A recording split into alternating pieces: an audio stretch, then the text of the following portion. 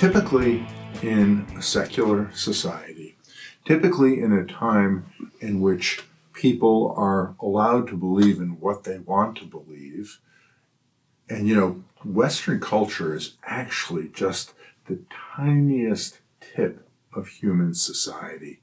For the vast majority of human history, if you lived in a specific area, you would follow whatever the religious dictate of that particular area was. And depending on the century you were born in, depending on the land mass that you were born in, and depending on what others, including the dukes, the earls, the princes, and the kings, believed, you didn't really have what was called religious freedom. You were expected to conform to whatever the king thought true religion was. And so as a result, many people were nominal in their faith, which means essentially in name only.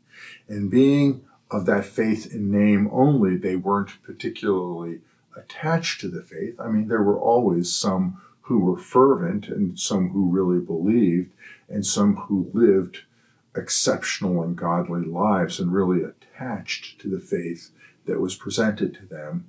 But for many people, it was just being religious enough in order not to get into trouble.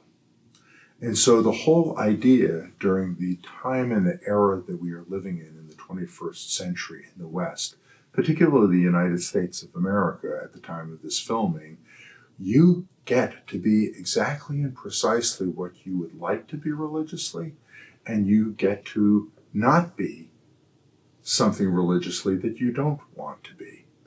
And what has been really interesting is that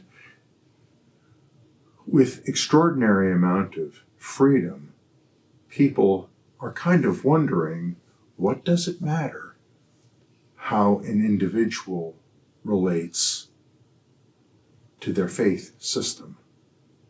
And there have been some who argue that, every faith is exactly the same and no faiths are different from each other, and as long as you have some sort of faith, it's all good. And I've heard that before from many people. But when it comes to structural engineering and designing buildings and bridges, there is truth and there is falsehood.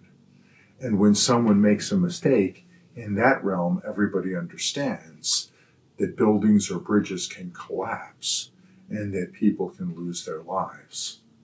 Likewise, when it comes to a lot of other hard sciences, people understand that mistakes that are made can end up being problematic.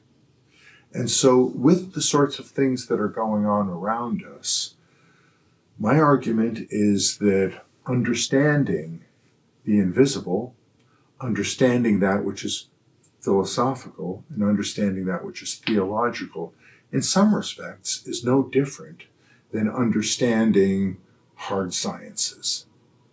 And that when we know that hard sciences make a difference, and that people have the opportunity to either embrace hard sciences that end up being true or face the consequence in terms of collapse, financial loss, and possibly even the loss of life, so too, I encourage people that you have to find out what is true.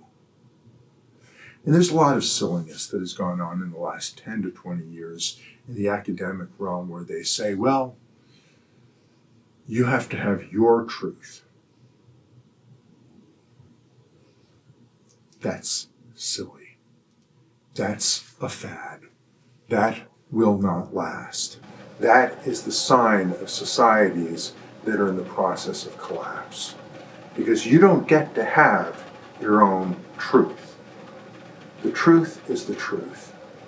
And one of the things that people who have encountered God know is that God gets to determine what truth is, because truth aligns with who He is. But you do not get to have your own personal truth. It's not like wearing your own perfume. It's like building a skyscraper. It's like building a bridge. It's like taking on something that's serious, weighty, expensive, and that takes a great deal of time to build. You either get to have the truth as it really stands, or you end up in a situation where you are in danger of everything that you value collapsing because it wasn't built on the bedrock of truth at the very beginning.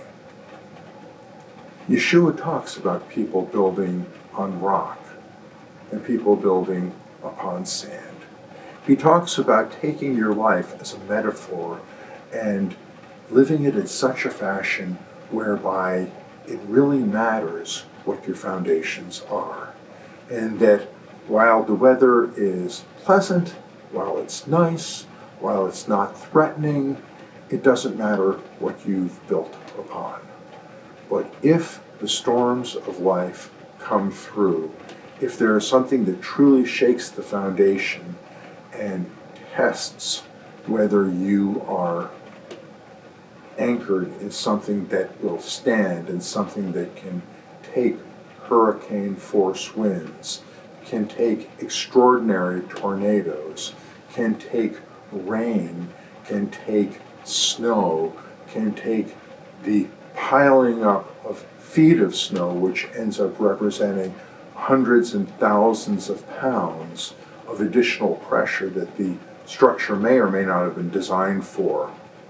Knowing that all of that is going on, here is the question. Does truth really matter? Does building on something solid really matter? Does that which is intangible matter as much as we know that proper structural engineering, proper physics, and proper building codes actually matters in real life?